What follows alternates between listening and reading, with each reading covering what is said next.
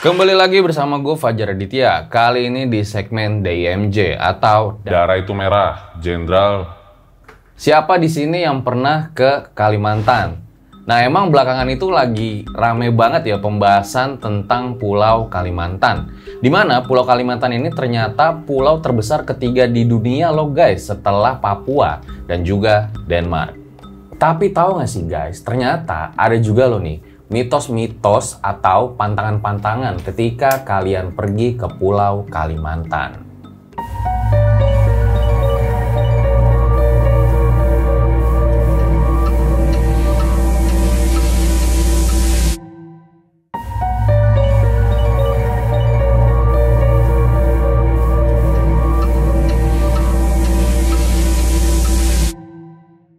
Selain pantangan-pantangan nih, katanya ada juga pulau tak kasat mata di Pulau Kalimantan, di mana beberapa orang tuh pernah mengaku pernah pergi ke sana.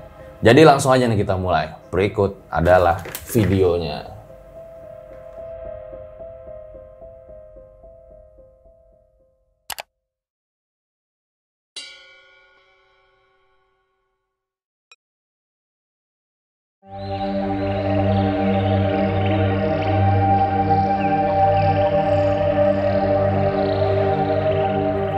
Nah, sebelum kita masuk ke pantangan-pantangannya nih guys, kita juga sama-sama tahu ya, kalau Pulau Kalimantan itu adalah salah satu pulau yang terkenal dengan keindahan alamnya. Selain itu, Pulau Kalimantan itu juga punya beragam suku, budaya, wisata, dan juga kuliner. Dan salah satu hal yang biasanya suka kita bicarain nih kalau lagi ngomong tentang Kalimantan, itu adalah suku Dayak. Suku ini tuh dikenal ramah kalau misalnya ada orang luar atau tamu yang berkunjung ke daerahnya. Suku Dayak ini memegang erat adat istiadatnya ya sampai hari ini, mulai dari bahasa, pakaian, hingga rumah tradisional. Beberapa acara adat juga masih dilestarikan sampai sekarang. Salah satunya adalah upacara Tiwah, di mana upacara ini untuk mengantarkan tulang orang yang sudah meninggal ke sadung yang memang sudah dibuat sebelumnya.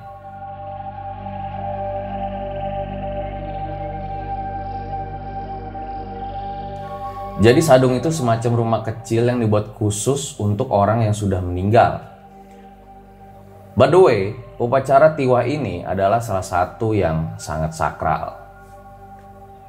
Selain masih memegang adat istiadatnya, ternyata suku Dayak ini punya sosok misterius yang belum diketahui ya di mana keberadaannya, yaitu Panglima Kumbang dan juga Panglima Burung. Ada yang bilang juga nih guys, katanya mereka ini bukan manusia. Walaupun begitu ya, katanya ketika suku Dayak ini lagi terdesak, mereka itu akan datang. Misalnya nih kayak waktu suku Dayak itu lagi mengalami peperangan, tapi ya ada juga nih versi yang bilang kalau sebetulnya Panglima Burung dan Panglima Kumbang itu adalah orang-orang Dayak yang mempunyai kekuatan sakti di atas rata-rata.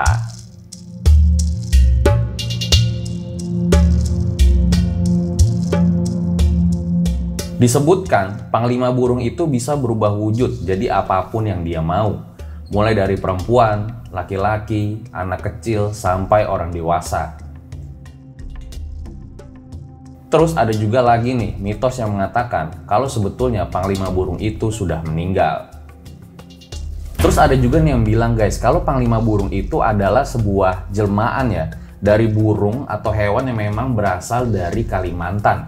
Ya intinya banyak versi lah yang menjelaskan tentang Panglima Burung ini.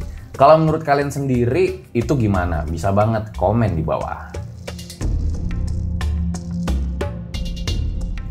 Uniknya lagi, Pulau Kalimantan ini dihuni oleh 3 negara sekaligus, Indonesia, Malaysia, sama Brunei Darussalam. Jadi bisa dibilang ya, Pulau Kalimantan ini adalah salah satu pulau yang aman dari bencana alam dibanding wilayah lainnya di Indonesia. Ditambah lagi di pulau ini tuh juga nggak ada gunung berapi. Makanya ya ini mungkin jadi pertimbangan pemerintah ya, kenapa ibu kota negara direncanakan pindah ke Pulau Kalimantan. Itulah guys cerita awal tentang Pulau Kalimantan. Terus apa aja sih bang pantangan-pantangan yang tadi, dan katanya ada kota tak kasat mata juga ya di sana. Nah, ini langsung kita bahas.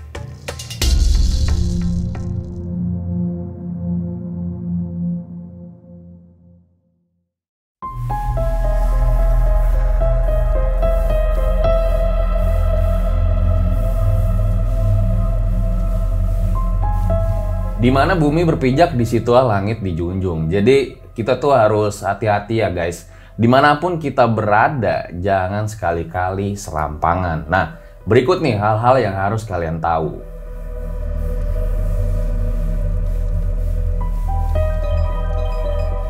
Nah, pantangan yang pertama adalah jangan usil atau menghina patung kayu yang ada di Kalimantan. Jadi guys, di depan rumah-rumah adat yang ada di Kalimantan itu biasanya ada patung yang terbuat dari kayu. Dan di patung kayunya itu biasanya ada ukiran-ukiran tuh yang menghias patung tersebut. Nah, ternyata patung-patung kayu itu bukan cuman hiasan aja ya bagi si pemilik rumah, tapi ada simbol ya yang melambangkan keluarga yang sudah meninggal dari pemilik rumah tersebut. Jadi nanti kalau kalian jalan-jalan ke Kalimantan terus ngeliat ada patung kayu di depan rumah, nah kalian jangan berbuat usil atau bahkan menghina dan mengejek patung kayu itu. Karena kalau sampai kalian melakukan ini, itu berarti kalian udah melanggar ya salah satu mitos atau pantangan yang ada di Kalimantan. Dan akibatnya kalian itu katanya bisa dihantuin sama makhluk halus yang ada di sana. Dan gangguannya itu nggak cuma ditampakin sosoknya aja, tapi terus-terusan diganggu sampai kena mental. Nah, buat ngilangin gangguan-gangguan itu, kalian harus meminta maaf sama keluarga yang punya patung kayu tersebut. Well, ada yang pernah denger pantangan ini? Bisa banget dong komen di bawah, nanti bakal gue pin.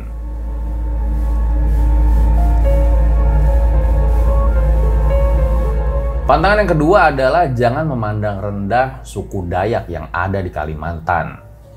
Jadi guys, sebagian ahli itu berpendapat kalau Dayak adalah salah satu suku asli yang tertua dan terbesar yang ada di Pulau Kalimantan. Di mana suku Dayak ini punya adat istiadat, tradisinya tersendiri. Seperti tradisi kuping panjang, tato Dayak, tradisi ngayau, tiwah, dan lainnya. Dan dipercaya sebagian orang kalau suku Dayak ini juga punya kekuatan magis yang kuat. Jadi jangan sampai ya guys kalian itu memandang rendah atau menghina mereka. Karena ya bisa aja itu sama dengan kalian menantang kekuatan magis mereka. Ya intinya sih kalau menurut gue ya, kita tuh jangan pernah deh menghina siapapun ya. Apalagi hal-hal yang berkaitan dengan sara.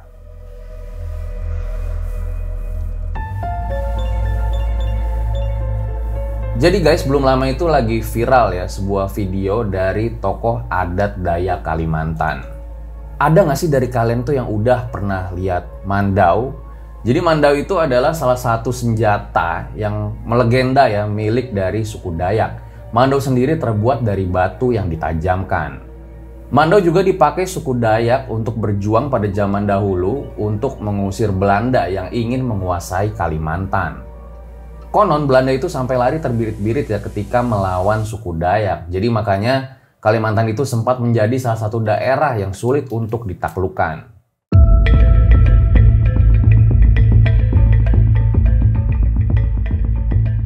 Yang menarik lainnya dari mandau adalah unsur magis yang terkandung di dalamnya.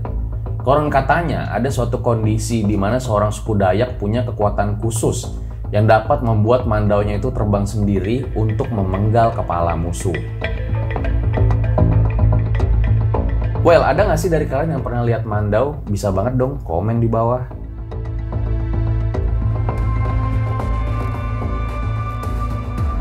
Sebenarnya itu udah wajar ya, di pemakaman manapun kita tuh harus menjaga sikap dan perilaku kita. Tapi memang suku Dayak ini masyarakatnya salah satunya punya pemakaman yang unik. Masyarakat Dayak Banuak tidak menguburkan jenazah orang yang telah meninggal di dalam tanah.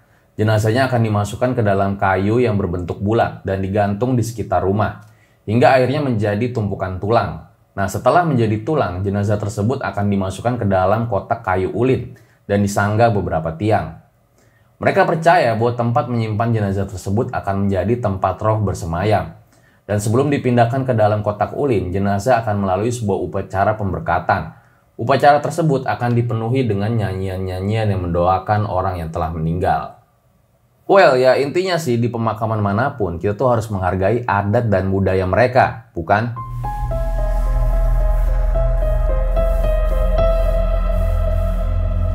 Lanjut pantangan selanjutnya. Ini katanya ya, tolong bantu komen dong kalau misalnya kalian tahu tentang ini.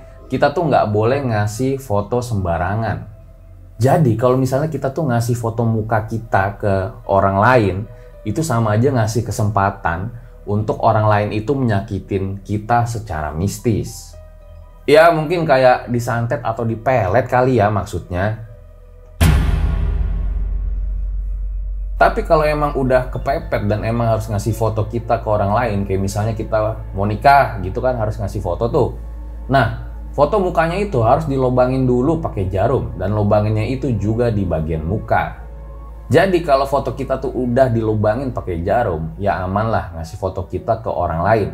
Karena foto muka kita itu udah nggak dianggap lagi sama diri kita. Nah, ada yang pernah denger nih tentang mitos ini? Bisa banget dong komen di bawah. Sebenarnya masih ada beberapa lagi sih kayak mitos-mitos atau pantangan-pantangan yang jangan dilakukan ketika kita berada di Kalimantan. Intinya sih ya, kalau menurut gua itu nggak berlaku di Kalimantan aja, tapi di mana bumi berpijak, disitulah langit dijunjung. Di mana kita berada, ya kita ikutin aturan permainannya.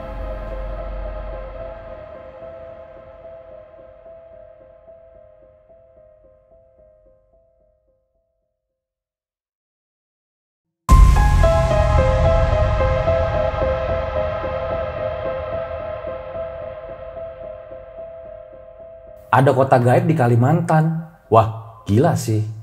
Kota Saranjana. Walau secara administratif ya, kota tersebut tuh terletak di Kabupaten Kota Baru, Kalimantan Selatan. Tapi kota tersebut tidak pernah ditemukan di peta.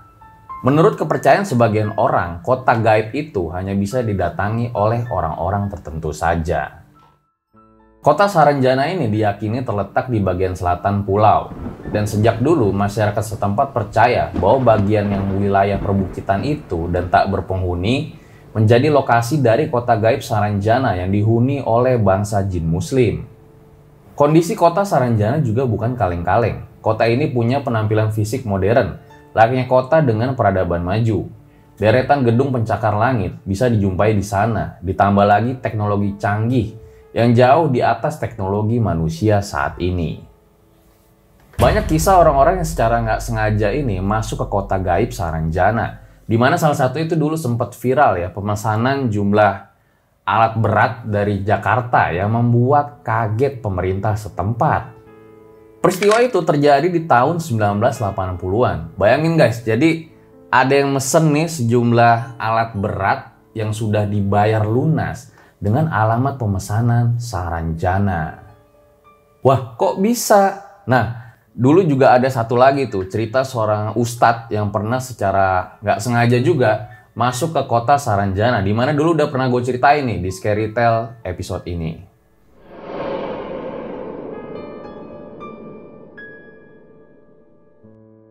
Ada nggak dari kalian yang pernah nih masuk ke kota Saranjana? Boleh banget cerita di kolom komentar. Nanti bakal gue undang ke Om Mamat.